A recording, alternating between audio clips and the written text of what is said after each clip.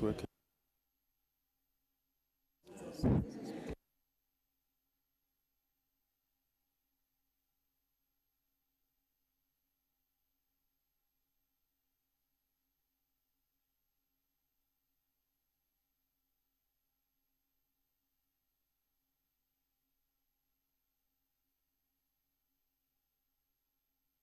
Morning.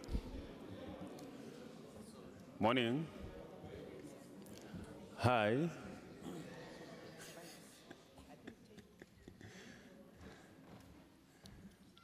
Thank you very much. I think we can start now. Thank you very much for your attendance of this important media briefing.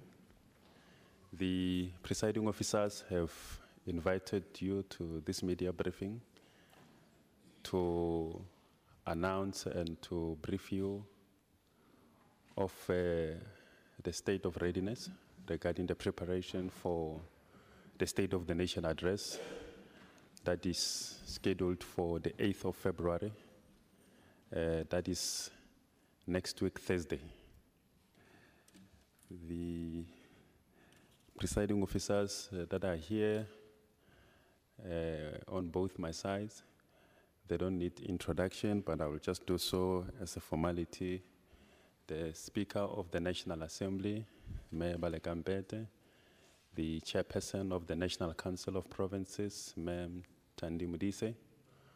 On my left, the Deputy Speaker of the National Assembly, Ntatele Chesa Zenodi, and the Deputy Chairperson of the National Council of Provinces, Ntatera Seriditao. They are also accompanied by the Acting Secretary to Parliament, Ma'am Baby Jawa, as well as the Secretary of the National Council of Provinces Advocate, Modibedi Pindela. So all of them, they will be engaging with you with regard to the state of readiness after the presentation of the statement, which at this point I would like to invite the Speaker of the National Assembly to come and present.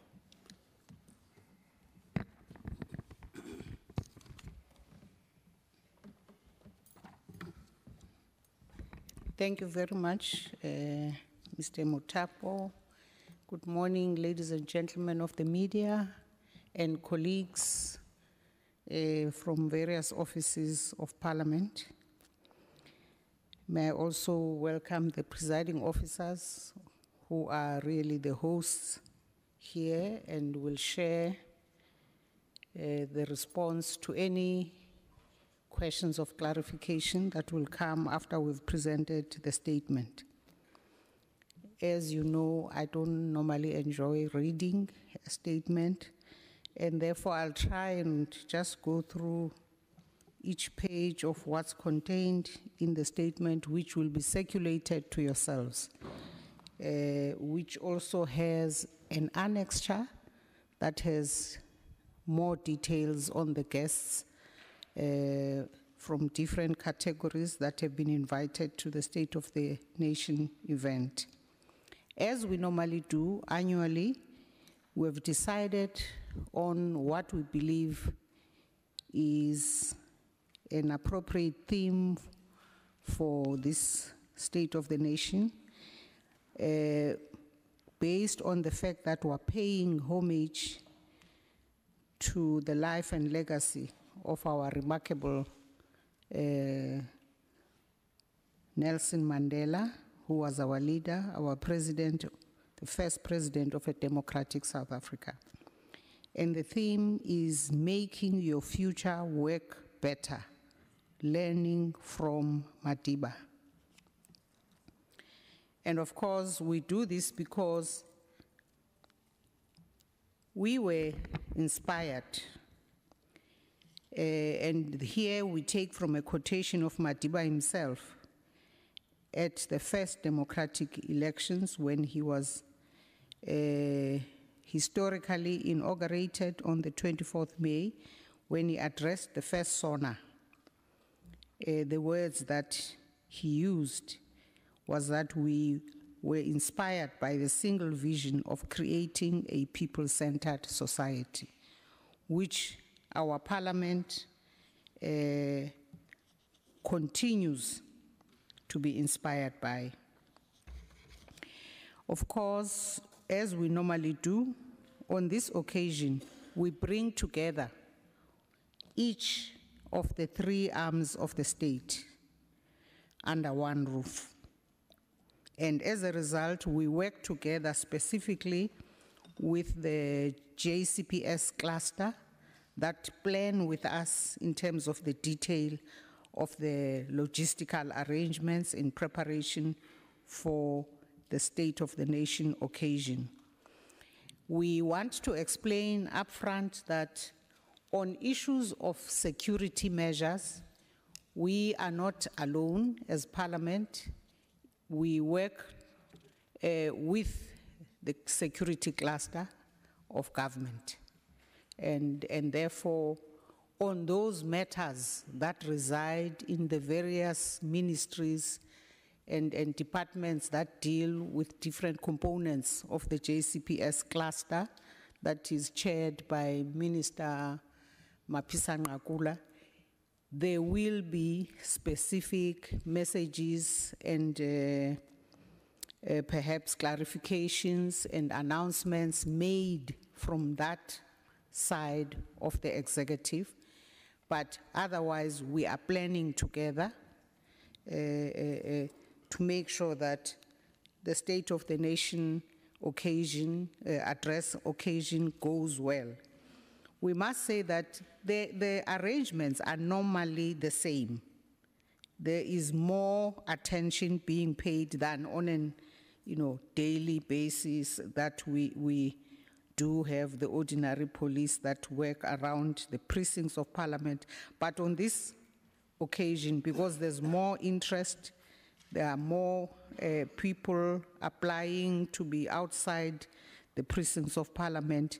There will be more planning. In fact, there have been already interactions in terms of the city also being part of receiving applications from various players in society wanting to be part of the demonstrations and all manner of activity that happens around Parliament. And Parliament, we, the presiding officers of Parliament, are not involved in planning and in fact engaging with various players and stakeholders in society on those specific activities. Our attention is on and inside the precincts of Parliament, very specifically inside the plenary hall, where the two houses would sit together, presided over by the executive authority, the Speaker of the National Assembly, and the Chairperson of the National Council of Provinces.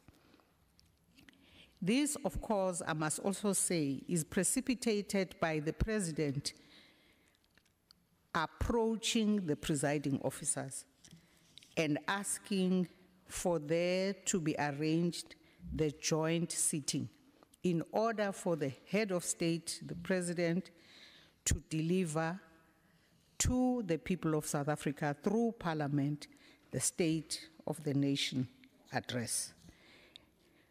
We then always arrange that, over the weekend we prepare, and the following week on Tuesday and Wednesday we would have a debate based on the statement that the President would have delivered in the House. As we have said, in fact, on this occasion, all of us under one roof, but also there are a range of sectors of society representatives that form the integral part of the ceremonial State of the Nation activities. So there would be representatives that have been invited from the Chapter 9 institutions.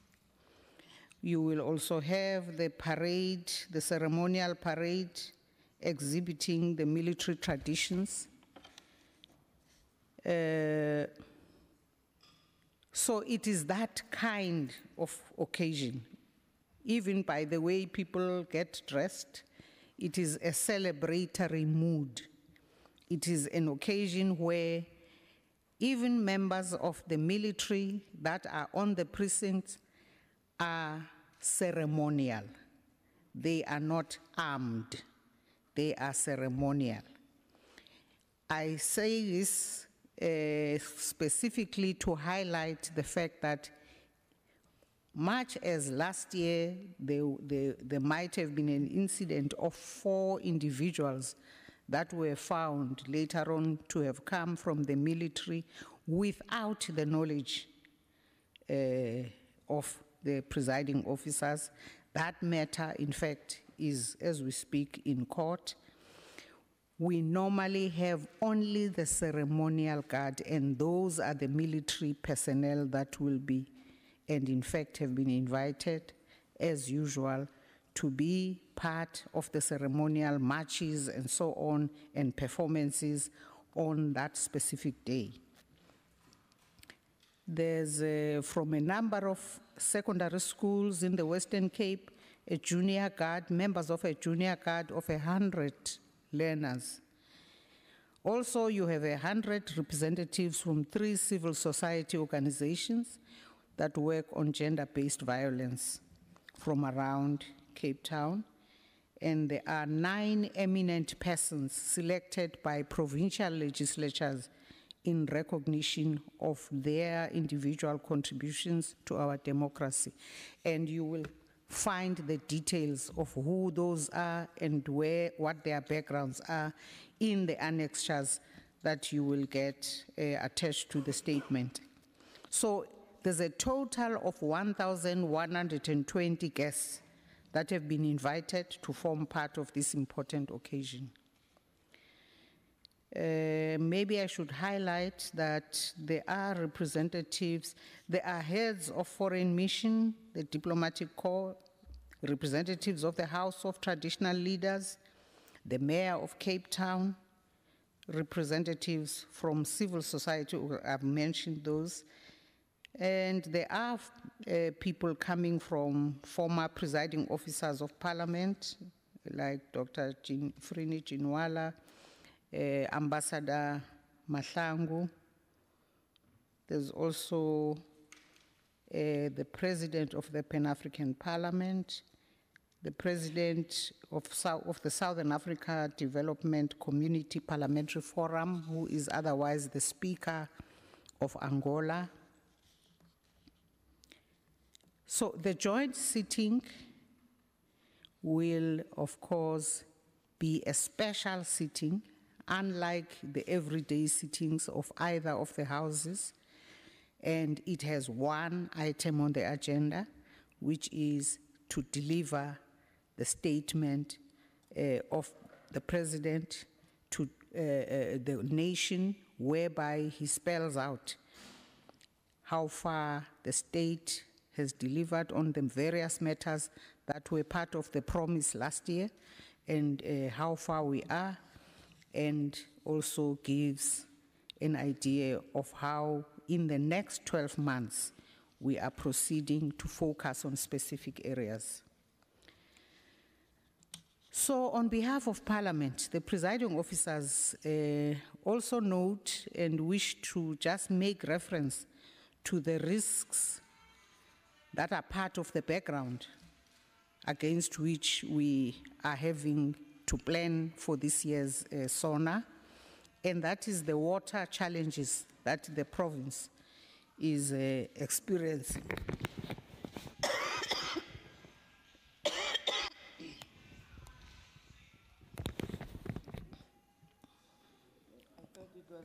Whoever has that challenge, I'll also sort mine out.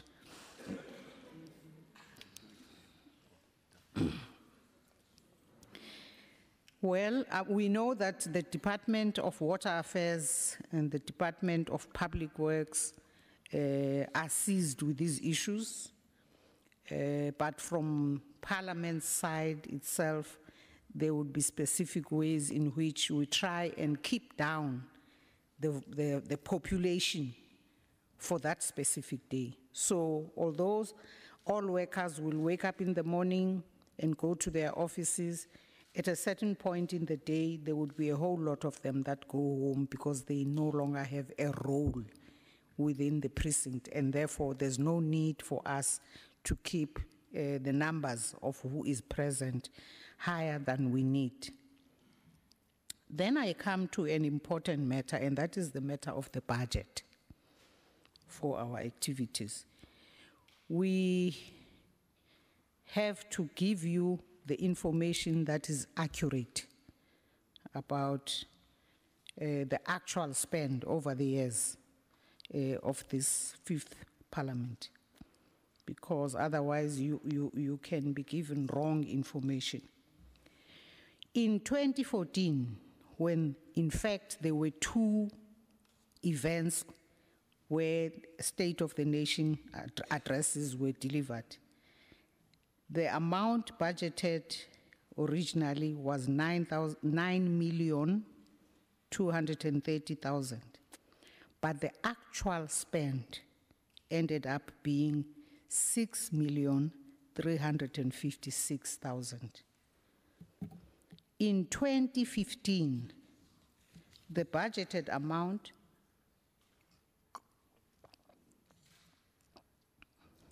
was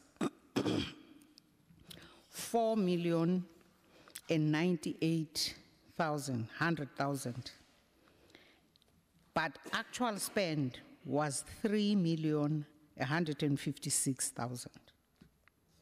In 2016, the budgeted amount was 3,946,000, and the actual spend was 2,270,000.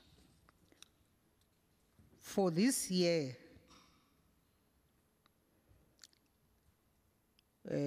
we had budgeted 4,300,000.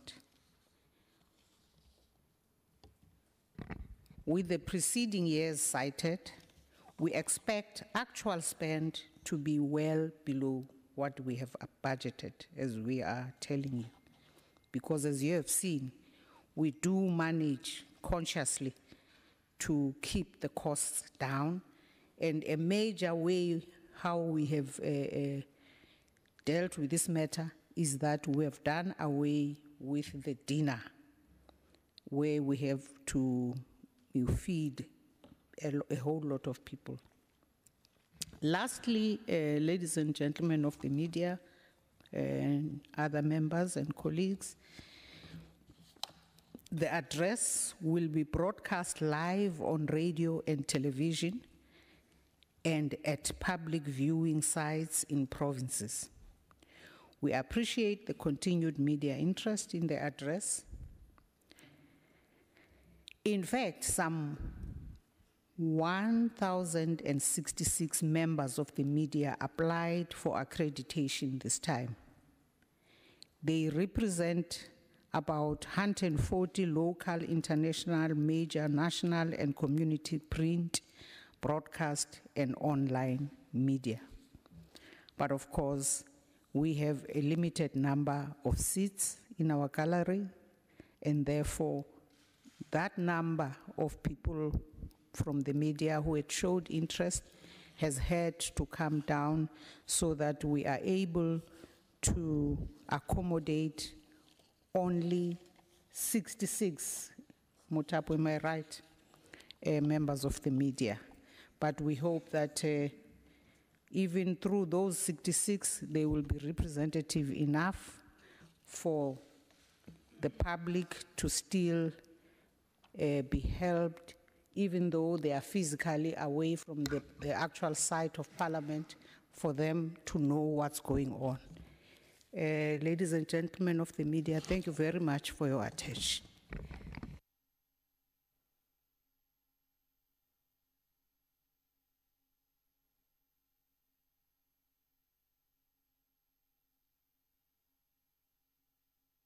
Thank you very much, Madam Speaker. Indeed, in the gallery, there will only be 66 members of the media that will be given, will be accommodated, and the rest will be within the precincts. Earlier, when we started, I was introducing some of the colleagues who are accompanying the presiding officers. I was just looking here on my immediate left. I didn't see Mr. Klaso. Masibulele Klaso is the secretary for the National Assembly. Welcome. Thank you. A comprehensive statement has been circulated together with the annexure of some of the guests that have been invited, prominent guests that have been invited. It is not all the guests.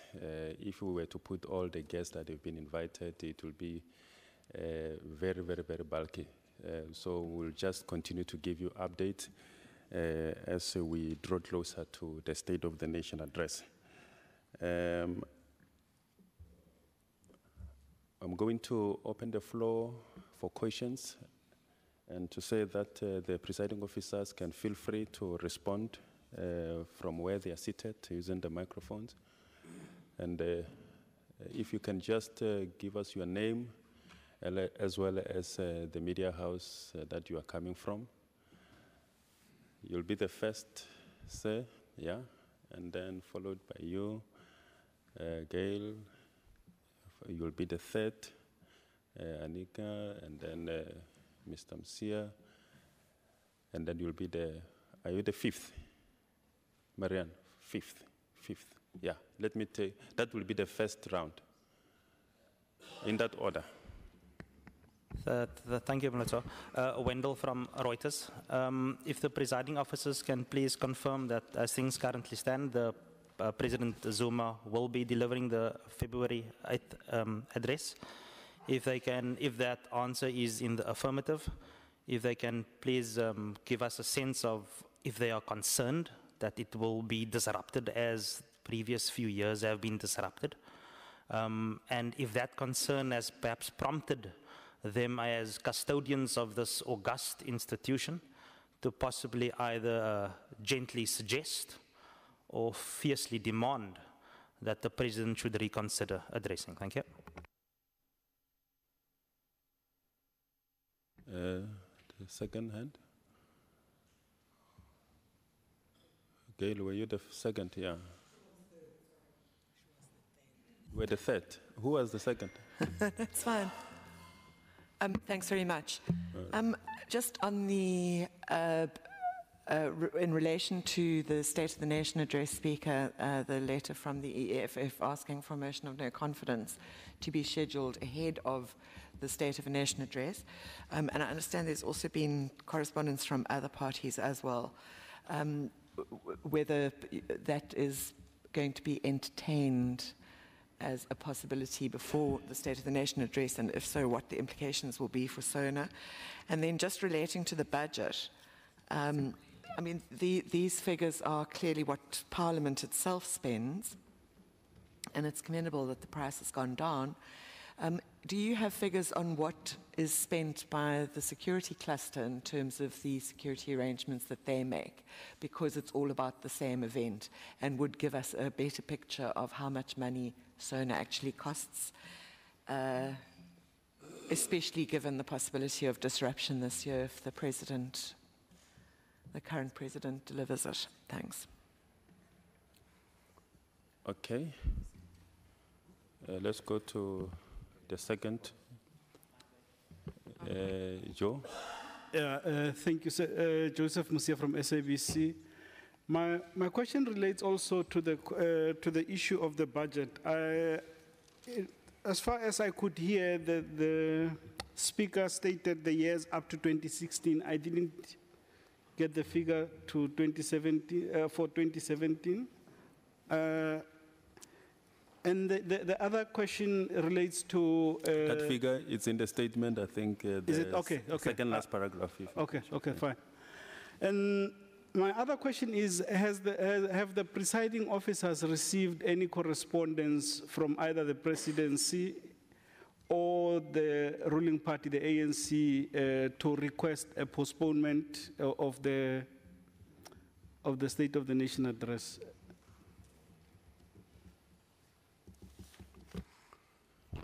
Fourth, Maria. Good morning, Marianne Merton, Daily Maverick. Two questions with regards to security arrangements. You indicated that that is up to the security cluster.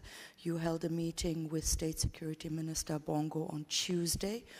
Would you be able to clarify on exactly what was discussed? And also, are the presiding officers of Parliament confident that this year is not yet another year where the presiding officers are caught off guard, be it jamming devices, be it armed with assault rifles, military personnel?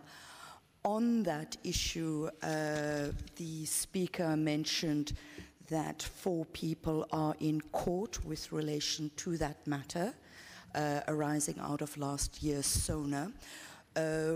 Would the presiding officers please explain details, if they are able to, around that? And why was there nothing published in the ATC with regards to the defense minister's investigation, as the presiding officers had asked the defense minister last year to investigate? Clearly there has been an investigation. You say court action is currently underway. There must have been some communication from the defense minister to the presiding officers. If you could give us an update on that, please. Thank you. Ms. Larson. Thanks, Maloto. Bit of a sidebar issue, but since we have the speaker here, perhaps I could ask, please. The complaint from Advocate Vanara about Minister Bongo allegedly offering him a bribe to throw the ESCOM inquiry, please. Could you update us on the status of that investigation? Thank you.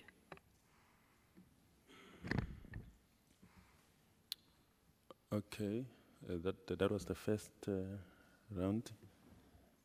Don't know. Okay. Start with the Deputy Speaker and the Deputy Chair.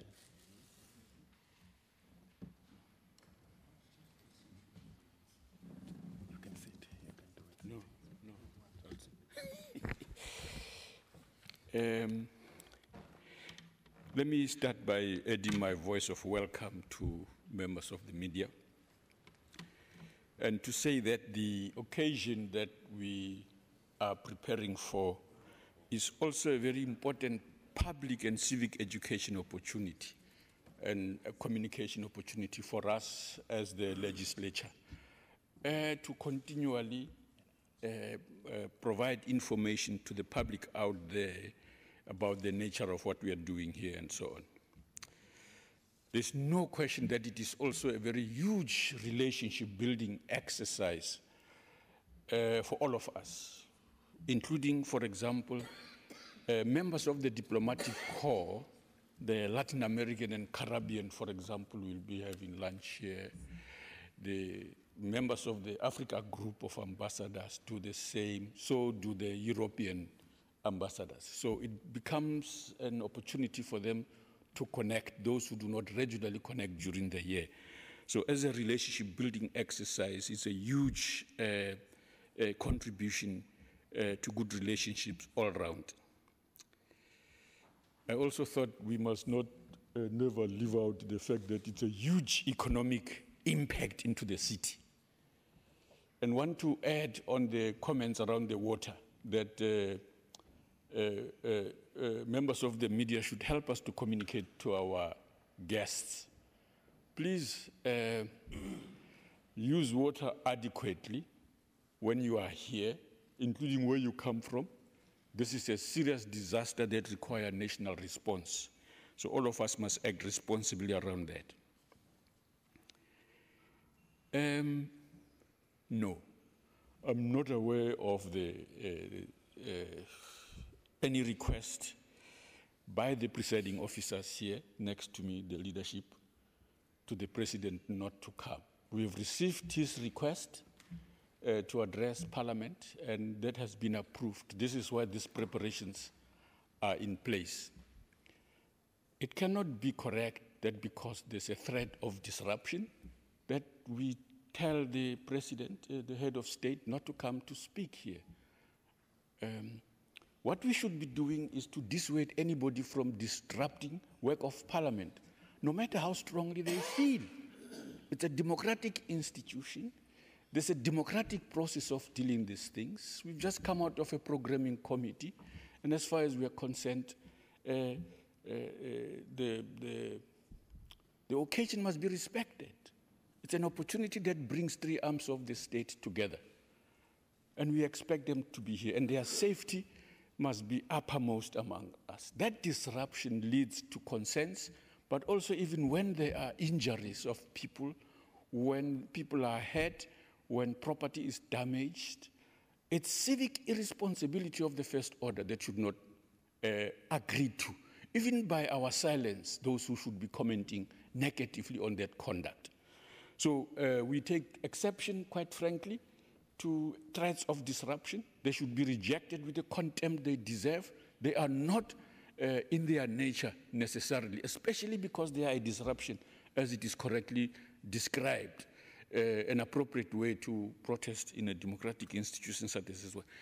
Protest has been organized, as the speaker has said, and the city, working with the security cluster, would have given permission to whoever they have given permission to protest, because we are a democratic country, and that must be encouraged, as long as people do it within the law.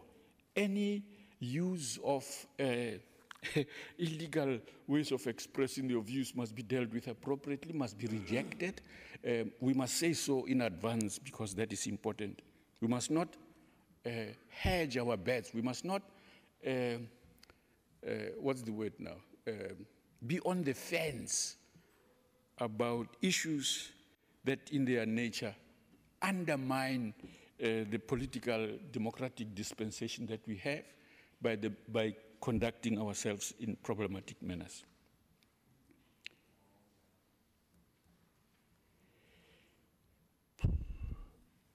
I do not know the question around the other questions. I think the presiding officers will take on. Yeah, okay, I thought I should raise that. Maybe also to say that the preparations as are in place now, in the way in which we are looking at them, are intended to, and the meetings that we are holding all around, are intended to create the smoothest transition beyond now to the next phase of the debate of the State of the Nation address. Parliament is a platform for creating an opportunity for important public issues to be debated. It's doing so now, and so everything must be done to ensure that all political parties will have an opportunity to debate that in the House as is required and as is expected of everyone. So each meetings, including with the security cluster, are intended to do that, so that we take as necessary precautionary measures as we can within our ability to do so, to do that. So I would imagine that the Tuesday meeting referred to falls into that category of meetings intended to do that. At an appropriate time, I believe the speaker has said some of the members of the security cluster, ministries and so on, may find it appropriate to communicate one thing or another. Yeah, thanks.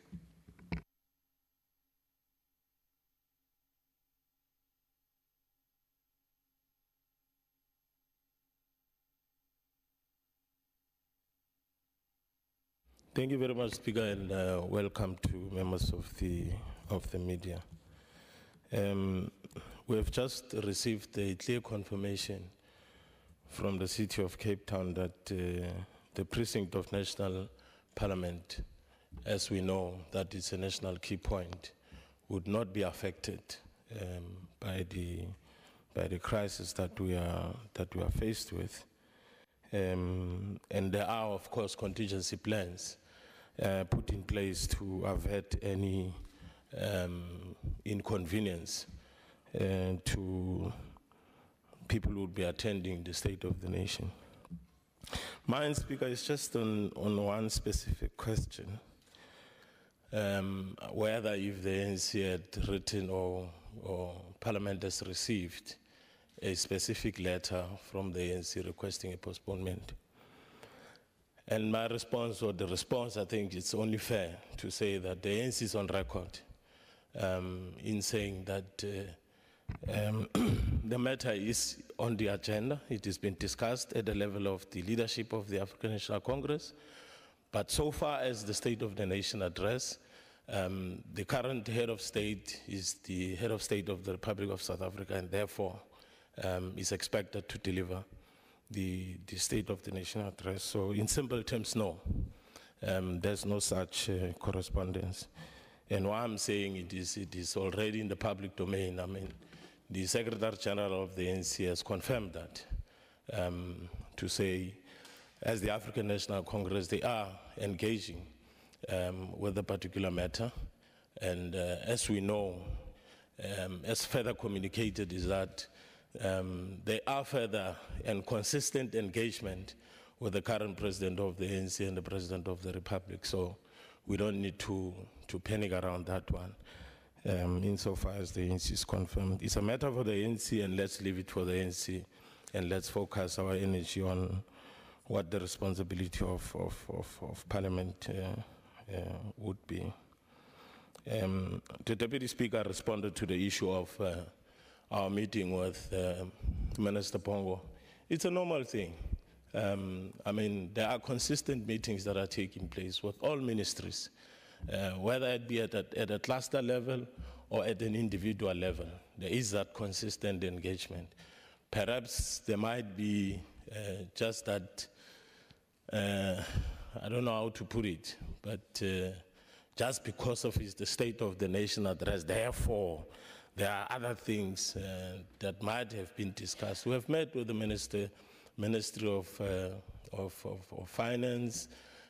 We have met with many ministers because our responsibility as Parliament is to hold them accountable, is to consistently do our oversight on them. So it would not be fair that every time we meet with the minister around a specific matter that has got to do with accountability or oversight and so forth, we jump on top of the roof and so on. So these are consistent and matters that we consistently engage with them. Another specific question was around something that happened in the Ministry or that involves Honorable Bongo. I think it would be unfair to expect presiding officers to engage on a matter that it's in the hand of the department and other agencies that are responsible to investigate certain things and so forth.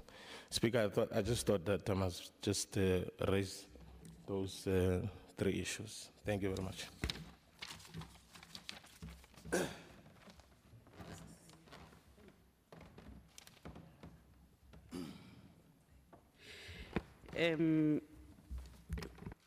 I hope it is not interpreted as being sexist if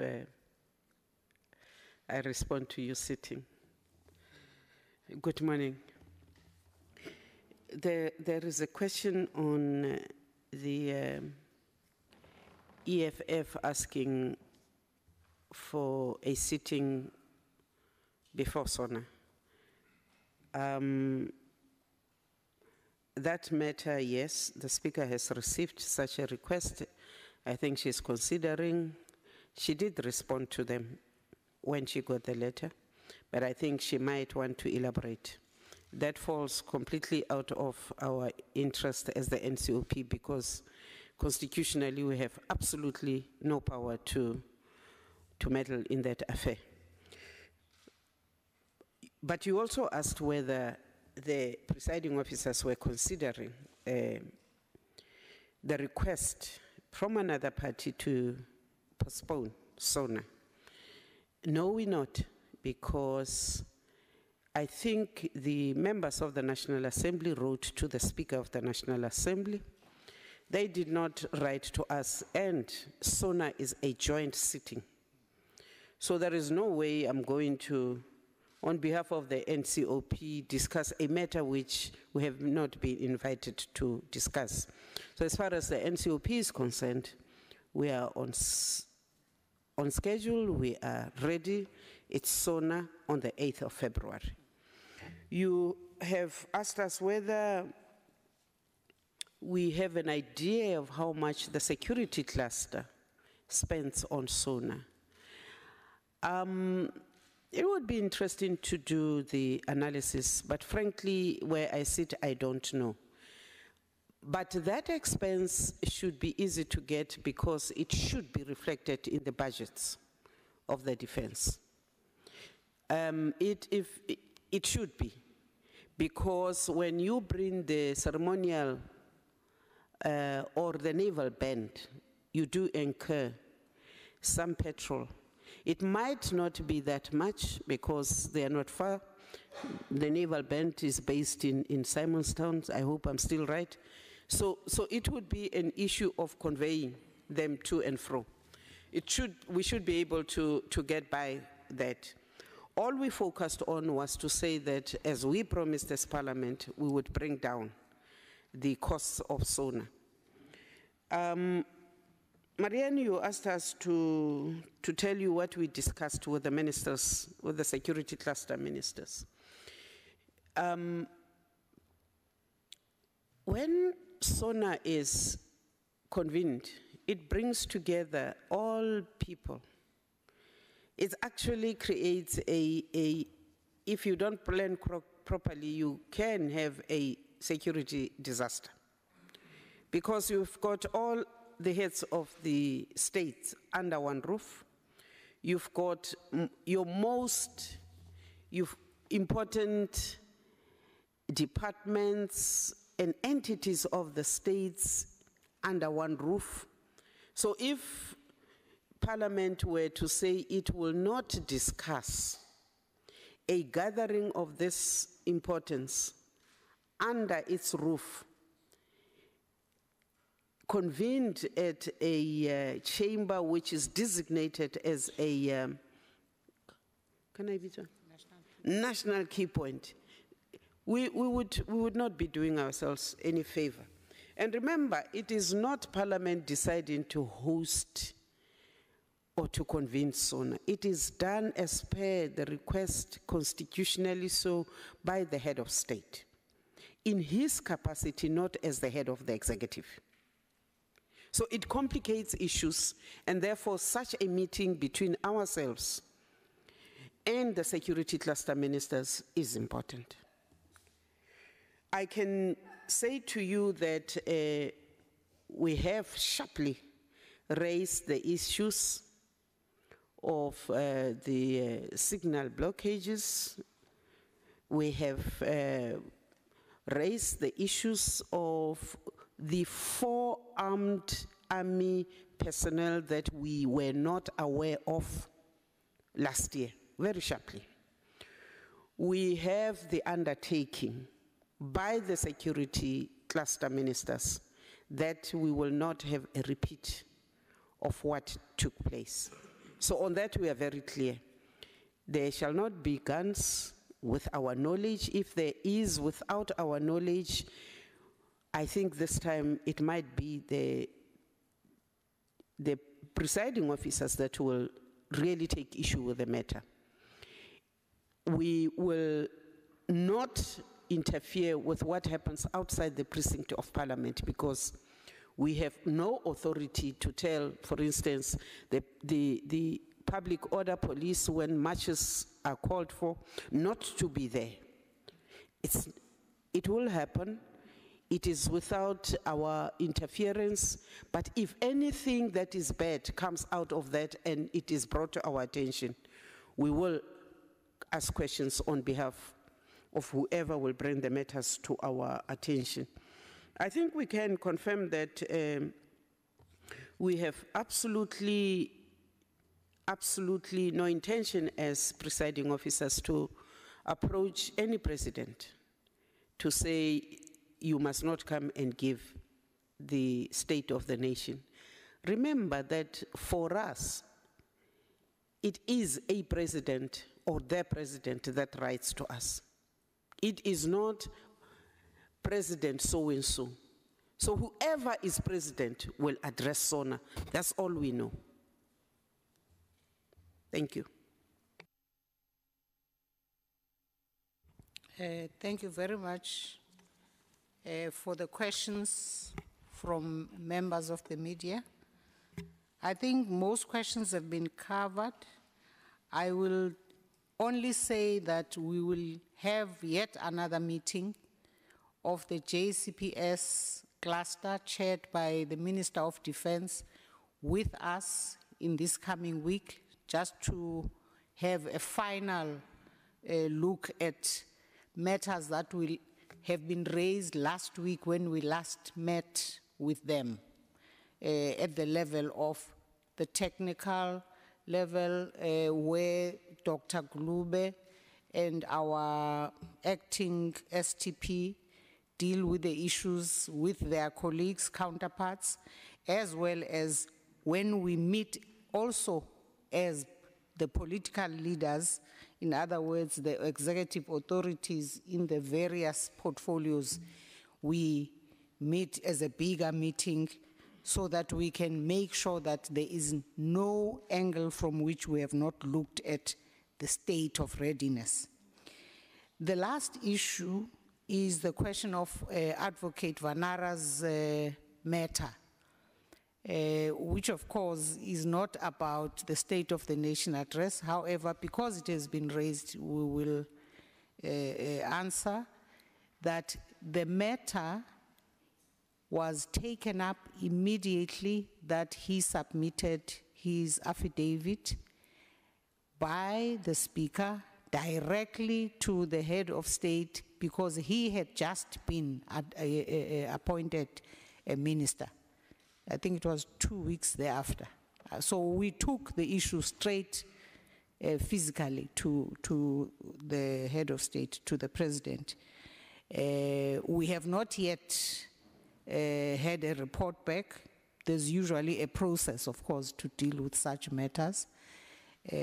So that's where the matter is. We are right at the beginning of the year, so everything, some things have lapsed, others are going to be made to wake up so that we can deal further with them in this last year before the end of the 5th term.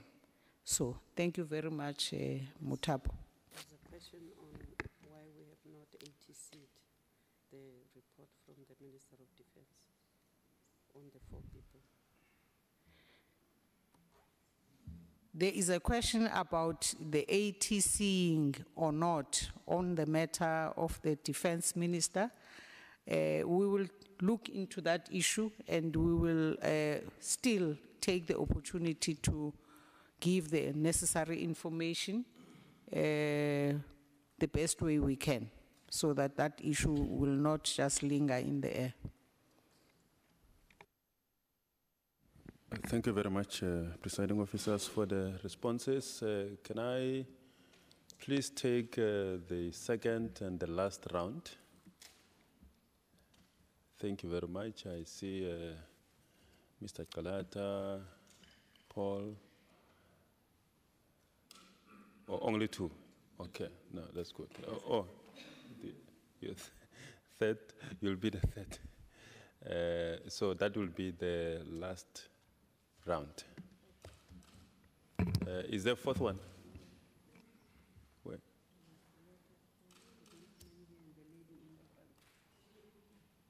Oh, you are, okay, no, I didn't see. Yeah, those 4 hands for the last round. Right. In that order. Thank you very much. Good morning, everybody. My name is Lukhanya Khalat. I work for the SABC. If I may just come back to the issue of the motion of no confidence. I think it was a request by the EFF. If not, is there currently, also in I think it was the programming meeting just before we came to this briefing, the chief whip of the majority party had mentioned something about a possible date that is currently under discussion between the speaker and the new chief whip. Can you and the chief whip? Can you just confirm that for us, please, ma'am? About a new date for a motion of no confidence and whether or not it relates to the judgment by the Constitutional Court last year. All right, thank you.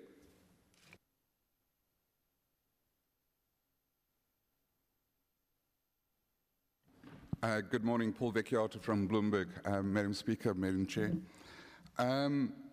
Just to, whilst I accept your authorities in the precinct, the events of the day do affect the centre of Cape Town. Last year, the city issued a statement saying they would no longer cooperate on SONA. Have you had any discussions with them about this? Then there's the issue of extraordinary security measures. Several times in the past, we were assured that there were going to be no extraordinary security measures, and we found signal jammers in the National Assembly. We had riot police units in the parking lots down below that came out. We had policemen disguised as parliamentary security coming onto the National Assembly floor. No action was taken against those members, by the way. We've also had, I believe you've been in contact with the South African National Editors Forum on the handling of journalists here. So a lot of those things, so how are you going to deal with all of those issues? And then finally, can you have any special sitting of the National Assembly and the Provincial House immediately before SONA? Thank you. Paul, can you repeat the last question?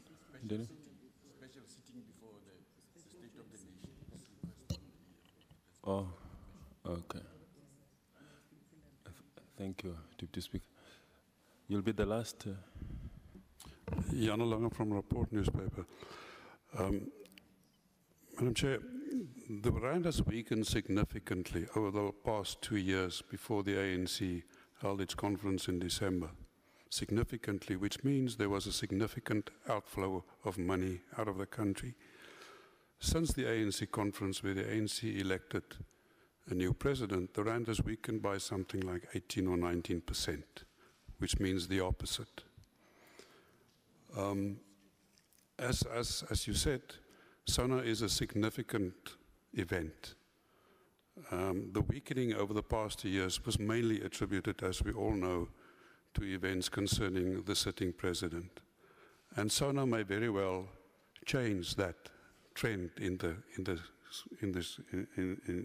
value of the currency, which many people regard as South Africa's share price. Now, your decision that SONA must go ahead, the requests by the DA and the EFF against SONA being held now, and that I think the EFF wants another motion of no confidence in the president before SONA is held. On what basis do you decide? Do you consider this issue? And if you don't consider, who should consider this issue? That the damage that SONA, the budget for SONA may be much bigger than the amounts that you mentioned in this press release.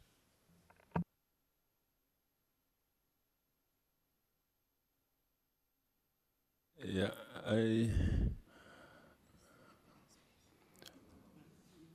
okay. I'm not sure whether you got the questions from Mr. Dilange. I'm personally, speaking for myself, I'm a little bit confused by some of the questions. You want me to explain?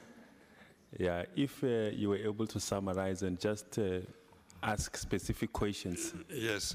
Yeah. Do you consider issues like the damage to the country that SONA by the sitting president may cause in terms of the currency, the credibility of the country? When you receive requests like the one from the DA to have SONA postponed and the EFF, I don't know if you've received that yet, they want a motion of no confidence before SONA is held. All right. Gay? Thanks. I'm largely covered. I just want to get clarity from the speaker herself, though, that as far as she knows, the president, whoever it is going to be addressing SONA next week. We're not sure. She's in concurrence with the NCOP chair on that, if she could say that. And then just following on the Reuters, Wendell's question earlier and Jan's now, I mean, I think that it is a reasonable point because we know that there's going to be disruption and upheaval of the nature that we've seen in past SONAs if the sitting president delivers on Thursday.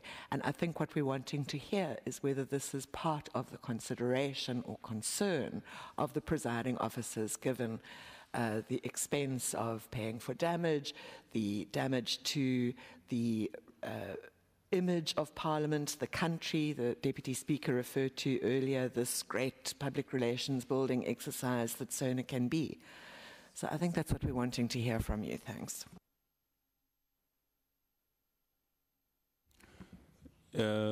Yeah, no, I can see you're protesting. I've got no intention of overlooking you, even though you were not initially on the first round, on the second round. You'll be the last, Marianne. Thank you very much. It is just a couple of clarification questions.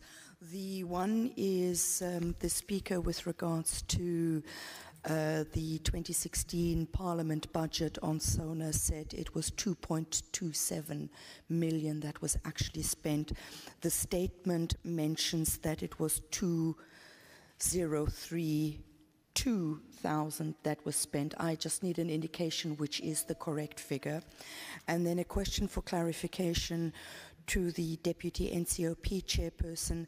When you say that Parliament precinct as national key point is not affected by the crisis that we are faced with, would I be correct in thinking that you are talking about the water crisis? And perhaps you could clarify your comments that measures are in place to avoid inconvenience. Is the water crisis seen as an inconvenience to Parliament? Thank you. Okay. Should we start this side again, and then we'll go to the...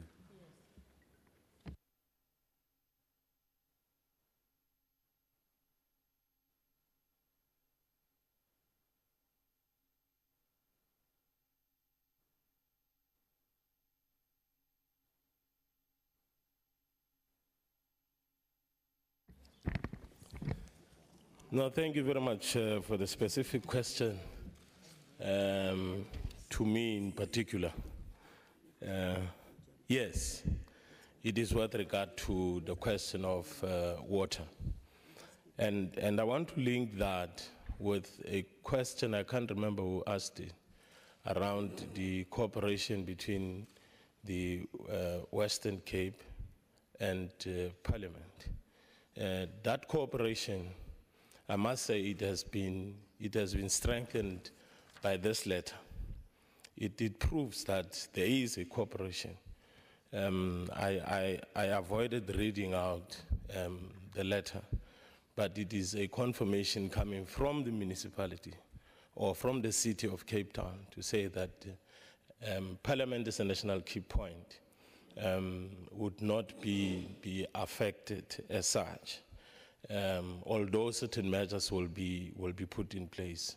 Around the issue of inconvenience, yes, of course, it is related to water more than any other thing, insofar as SONA is concerned. So don't be stressed about that and think maybe there are undertones in relation to that.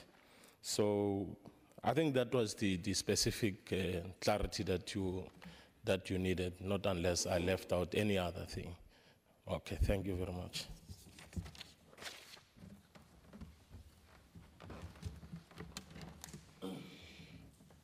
The nature of the law, the Disaster Management Act, would make it impossible for the city not to cooperate.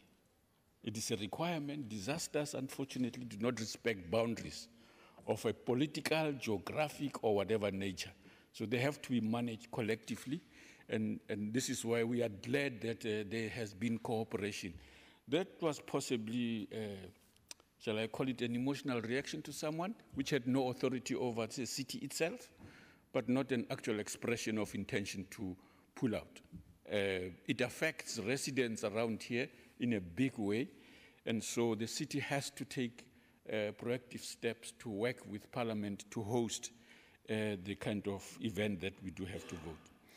There's no question of the impact of decisions that Parliament, being the center of political life in the country, so to speak, that it will have, including on markets. But that can't be the basis on which we make all decisions.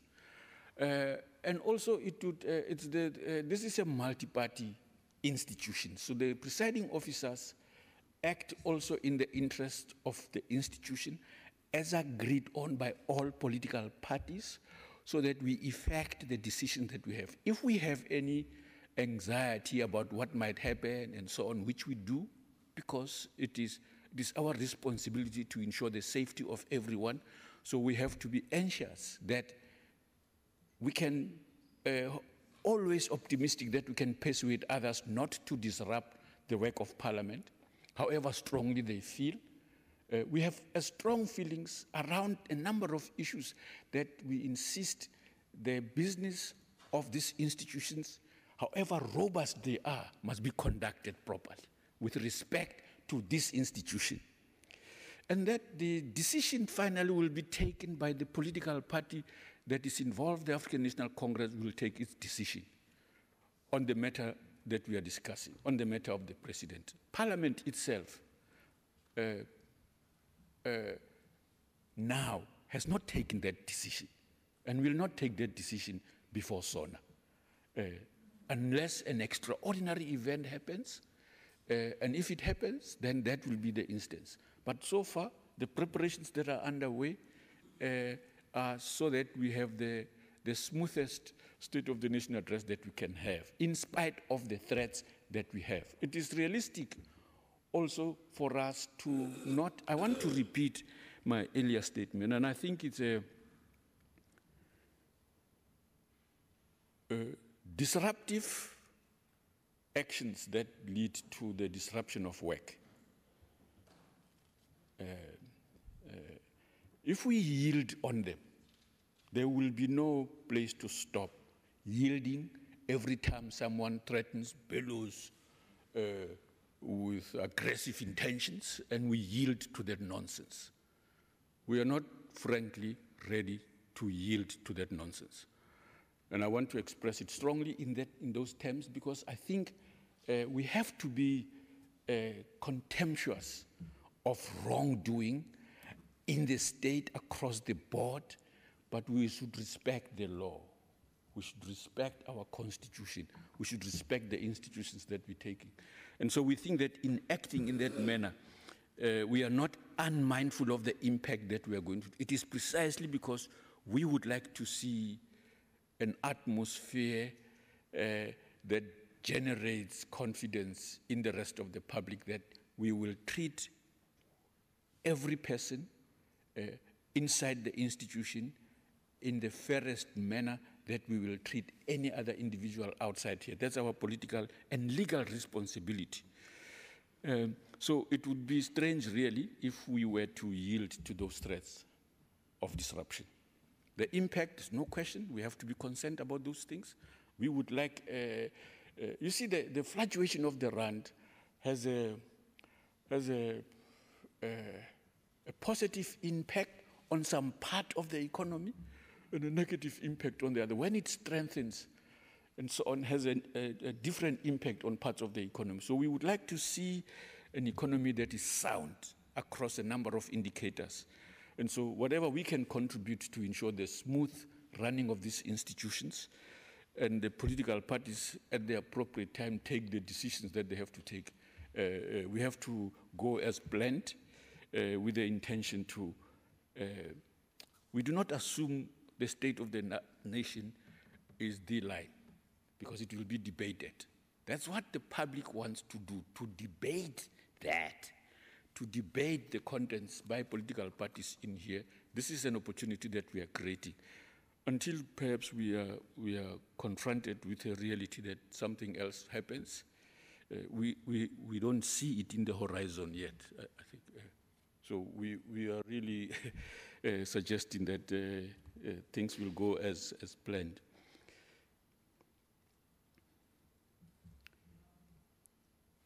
Madam Speaker, can I break a bit of tradition here?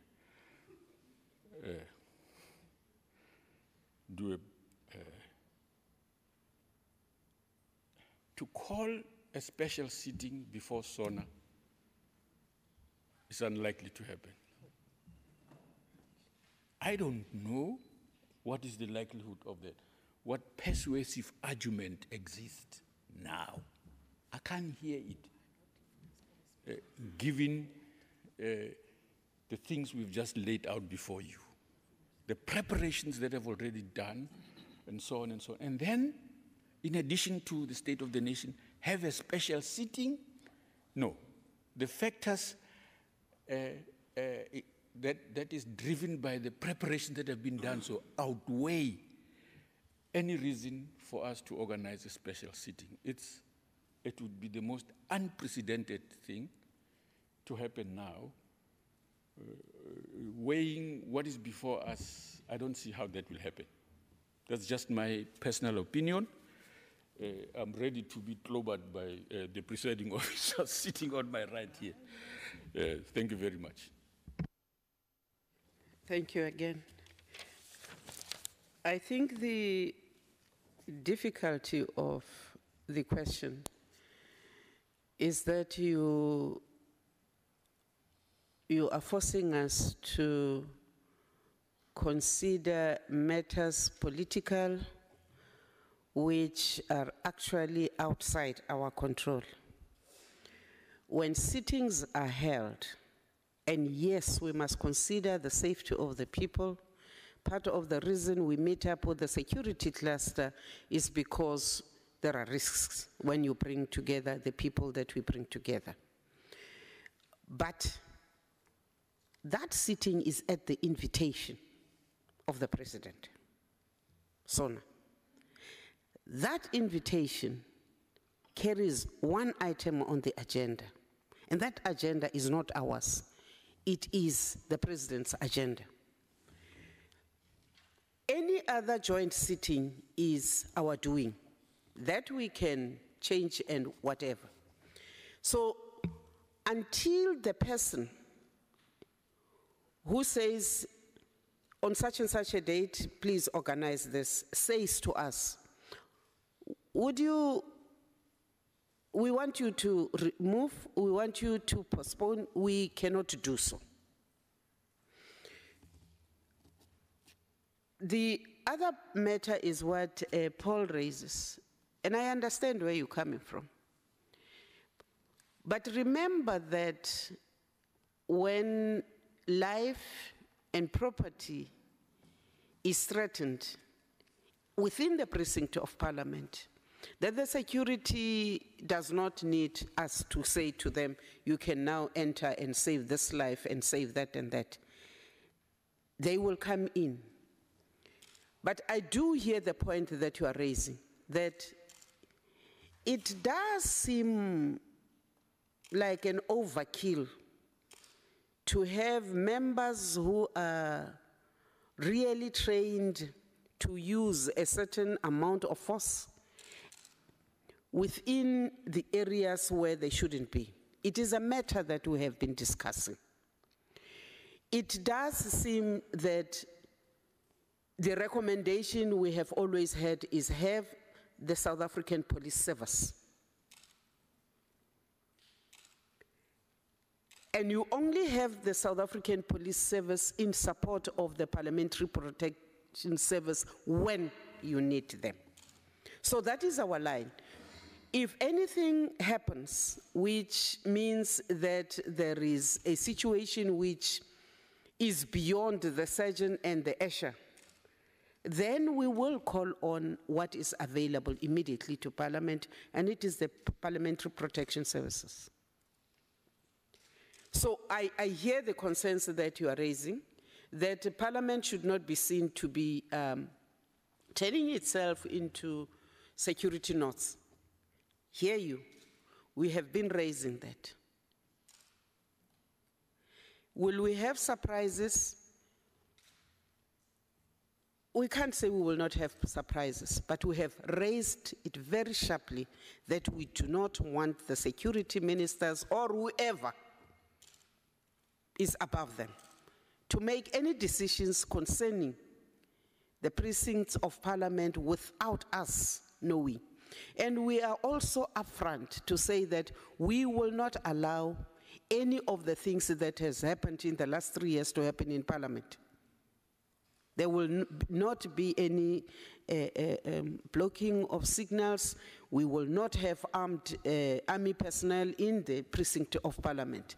If it does happen, let it be brought to our attention so that we deal with it. The questions that are left, Speaker, have to do with what I think the Deputy Speaker addressed, issues around whether or not we will have a special sitting. I underline the answer the Deputy Speaker has given on that particular question, and the answer is no, we're not going to have a special sitting before the joint sitting to receive the SONA address. To add to what the chairperson was saying about the issue of what informs the role of the security services, and I'm talking about people other than the Parliamentary Protection Services. There is a provision in the Powers and Privileges Act that says, should a situation develop where there is a threat of violence, enough of a threat of violence, or actual violence in the house, the security forces have the responsibility legally to intervene and play their role as expected by the law and the Constitution. And it's only on those grounds. And in terms of the rules that, in fact, we presented on Monday in Johannesburg when we dealt with stakeholders, including journalists, as well as when we were having a more focused and smaller discussion and exchange with members of the South African National Editors Forum. We did point out the situation that informs the conduct sometimes of members of the security forces. We've also talked about what we have done to raise those relevant issues with the security cluster very sharply. And in fact, as the chairperson has said, we have cooperation from their side that those issues must be avoided, and that in fact those members, security members, that might need more training will be given that training. But under Muloto Mutapo, the matters that arose last year in terms of the handling of journalists have been thoroughly canvassed. And of course, he is here himself to, engage further on those matters. On the specific matter of the 2016 budget, apparently I skipped a line. So the correct information is in 2016, the budgeted amount was 3,946,000, but the actual spend was 2,032,000. That's the correct information. Thank you very much. Can There's,